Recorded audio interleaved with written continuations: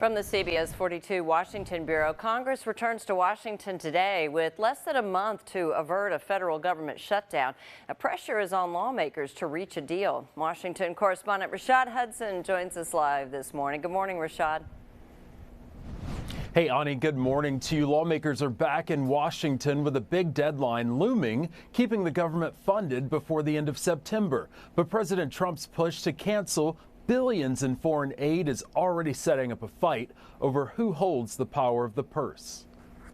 And it's going to be passed exclusively by Republicans. President Trump predicts a partisan vote to keep the government open. Last week, Democratic leaders again called for a meeting with their GOP counterparts, insisting a deal must be bipartisan. But President Trump is trying to cancel about $5 billion in foreign aid. He's using what's known as a pocket rescission to cut spending that Congress has already approved, a move that effectively bypasses lawmakers.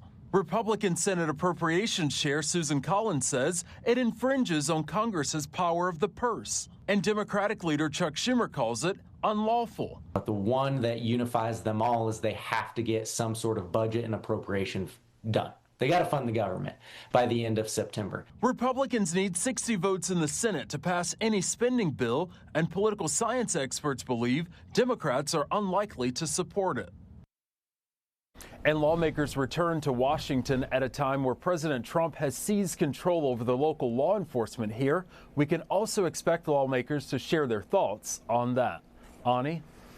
Rashad, what impact would President Trump's push to cancel nearly $55 billion in foreign aid have on the global standing for America?